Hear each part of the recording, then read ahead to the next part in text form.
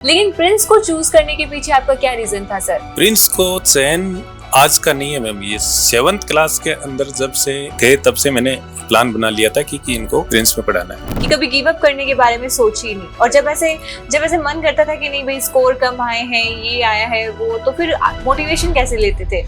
मेरे पापा है ना।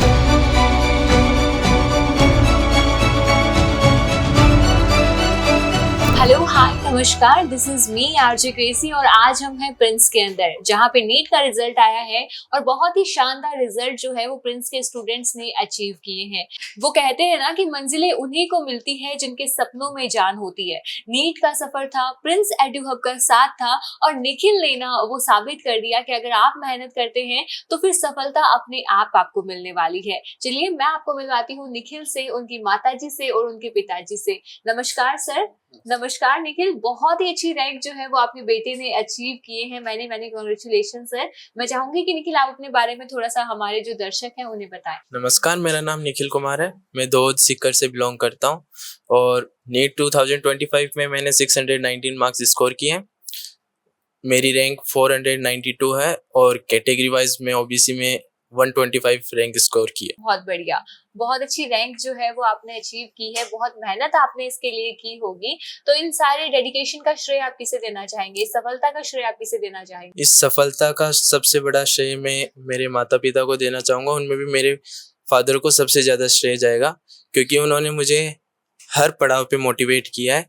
क्योंकि जब भी मेरा माइंड थोड़ा सा भी डाइवर्ट होता था तो मेरे फादर उसको तुरंत पकड़ लेते थे और मुझे वो रास्ता बताते थे जो सफलता को मिला है। बहुत बढ़िया। वैसे मैं आप सभी को ये बताना चाहती हूँ कि इनके जो पिताजी हैं वो लेक्चरर हैं, कॉमर्स के लेक्चरर हैं और बहुत ही बढ़िया जो है उन्होंने बेटे को सिखाया है, पढ़ाया है, बहुत अच्छे संस्कार अपने बेटे को दिए हैं। लेकिन प्रिंस को चूज करने के पीछे आपका क्या रीजन था सर? सबसे पहले धन्यवाद देना चाहूंगा पूरे प्रिंस परिवार को और स्पेशली मैम आपको कि हमारे को आपने इंटरव्यू के लिए बुलाया और मौका दिया बोलने का। और प्रिंस को चयन आज का नहीं है मैम, ये 7th क्लास के अंदर जब से थे तब से मैंने प्लान बना लिया था कि इनको प्रिंस में पढ़ाना है। क्योंकि सीकर जैसी सिटी के अंदर जब अपन एक एनालिसिस करें इन संस्थानों का, तो एकेडमी के दौर में अगर जाएं तो प्रिंस सबसे अव्वल आता है। ये हमारे को सुनने में था, आज अपनी अपनी जगह सब अव्वल है। लेकिन उस समय का जब दौर था तो पेरेंट्स के दिल में एक ये भाव आता था कि एकेडमी के जो स्टैंडर्ड है वो प्रिंस का सबसे अव्वल है। तो ये सोच के और हमने प्रिंस को चयन किया। उसके बाद में प्रिंस ओलंपियाड होते थे, इसमें स्कॉलरशिप का शौक चढ़ गया और स्कॉलरशिप लेते गए। बच्चे को थोड़ा सा मैथ्स और रीजनिंग की तैयारी करवाई और अंडर 10 में बच्चा रह जाता था और बढ़िया स्कॉलरशिप मिलती गई। और सच कहूं तो इस प्रिंस के अंदर मैंने फाइनेंशियल जो रिस्क है वो बहुत कम उठाई है।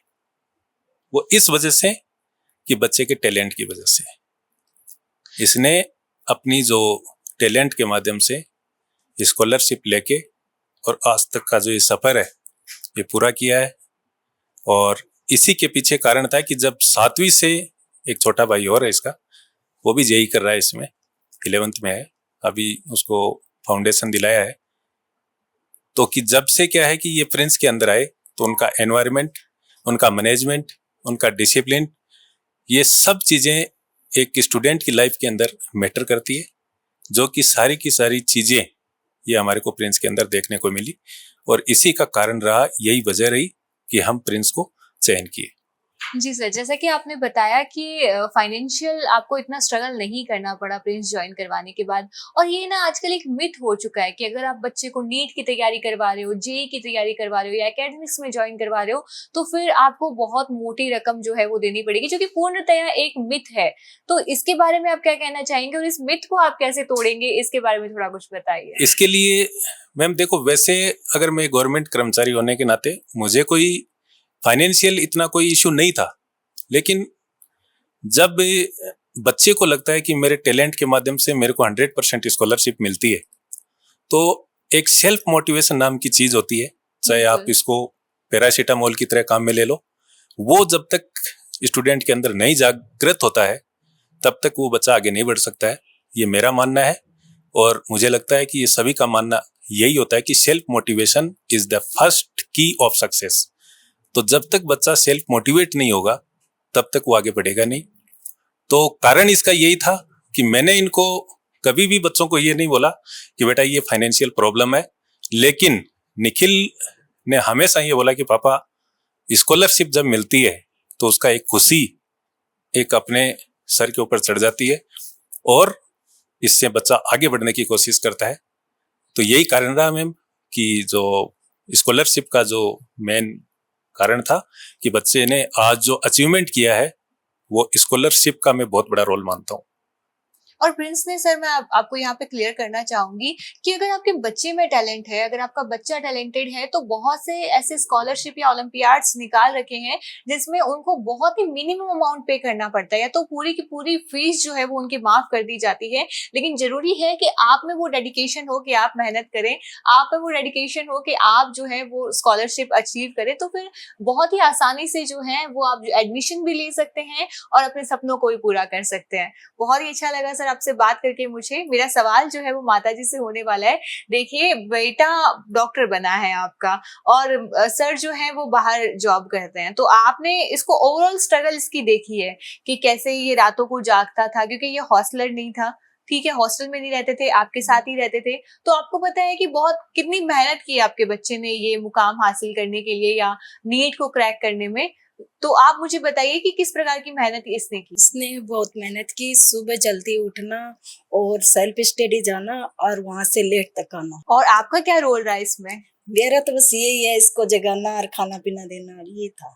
अच्छा अच्छा, आप मुझे ये बताइए कि आपने किस प्रकार ये अचीवमेंट जो है वो हासिल की, क्योंकि बहुत सारी प्रॉब्लम्स तो आपकी उसमें आई होगी सफर में। प्रॉब्लम्स तो बहुत आई थी, लेकिन प्रॉब्लम्स का मैंने डट के सामना भी किया था।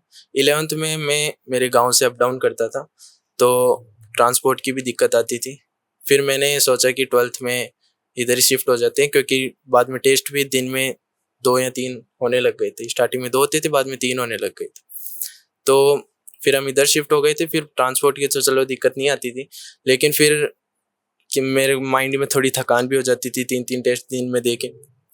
तो फिर मम्मी का इसमें बहुत बड़ा रोल था कि मम्मी मुझे जूस पिलाती थी और भी मतलब खाने में कुछ मतलब डाइट के अकॉर्डिंग खाना खिला देती थी, वही एनर्जी वाला फूड देती थी, एनर्जी फूड देती जिसके थी। कारण माइंड भी फ्रेश रहता था और टेस्ट देने में बहुत आसानी होती थी, स्कोर भी अच्छा आता था। तो यहाँ पे मैं ये कहना चाहूंगी कि एक बच्चे की सक्सेस सिर्फ बच्चे की सक्सेस नहीं होती, उसमें पेरेंट्स का बहुत बड़ा रोल रहता है, पिता का मोटिवेशन रहता है, डेडिकेशन रहता है और माता का जज्बा रहता है। वो उन्हें अलग कन्विंस करती है, उन्हें एंटरटेन करती है कि बच्चे में स्ट्रेस ना आए और वो बहुत ही आसानी से अपनी पढ़ाई जो है वो कंप्लीट कर ले। आप मुझे ये बताओ कि मतलब मेरा अगला सवाल जो है वो आपसे यही होने वाला है कि बहुत टिपिकल तो ये रहा था, ये सफर जो है वो बहुत हार्ड तो आपके लिए रहा था, बहुत सारी मुश्किलों का आपको सामना भी करना पड़ा। ऐसी कौन कौन सी सिचुएशंस थी जहाँ पे आपको ये फील हुआ कि यार नहीं अब मुझसे तो नहीं हो पाएगा, लेकिन फिर आप में वो मोटिवेशन आया और आपने उसको किया? नहीं मैम, ऐसा फील नहीं हुआ था कि मैं नहीं कर पाऊंगा।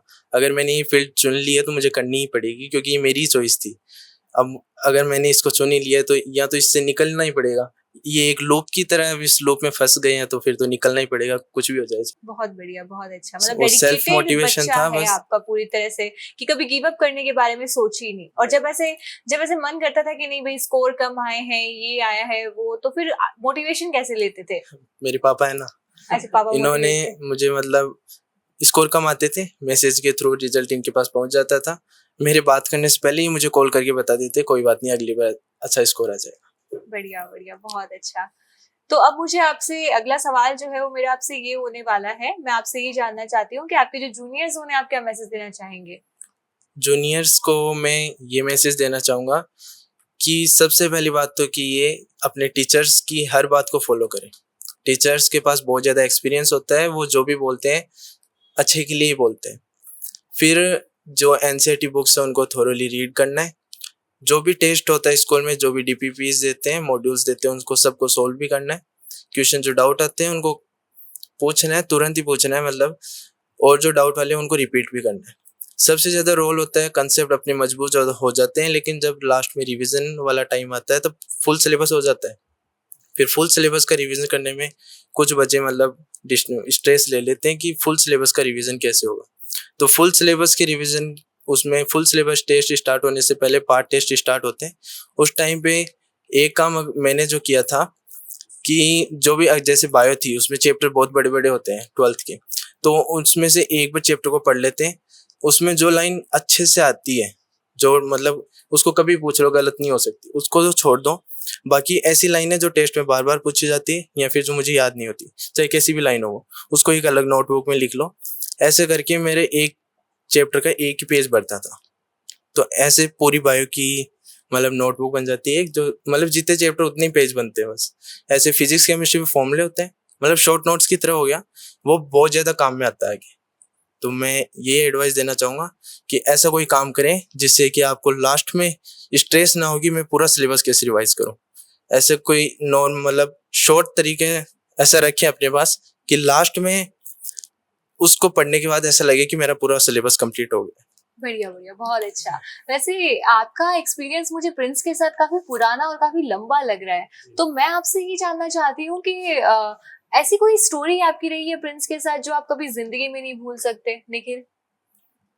मैम ऐसी स्टोरी तो अभी फिलहाल ही 12th के अंदर जब मैं रिवीजन वाला टाइम चल रहा था, तभी पढ़ने का मेरे पे भी स्ट्रेस आया था एक बार। अच्छा बायो पूरी कवर करनी थी और टेस्ट के लिए मतलब हम दोस्त थे, उनके ऐसे लगाव होता था, जोश ऐसा होता था कि मैं इस बार ज़्यादा लाऊं। तो मैं डे स्कॉलर था और मैंने पूरी हॉस्टल में एक नाइट गुजारी थी दोस्तों के साथ। हम सब पूरी रात पढ़े थे और वो दिन मुझे आज भी याद है। मैंने मतलब डे स्कॉलर होकर हॉस्टल के अंदर रुका था।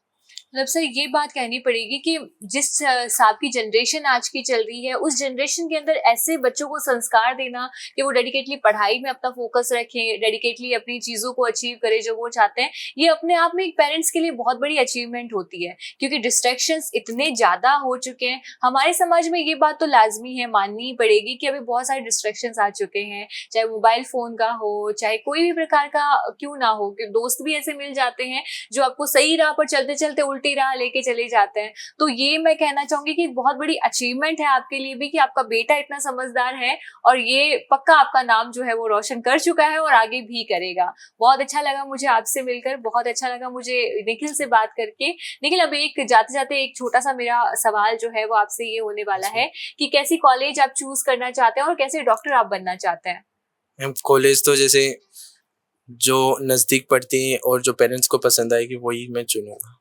और डॉक्टर किसका डॉक्टर बनने की इरादा डॉक्टर है? मैम अभी तक तो वैसे मैंने रेडियोलॉजिस्ट का सोच रखा है, वो मेरा सपना था और उसी में मतलब मैं करियर बनाना चाहता हूँ आगे। बहुत बढ़िया,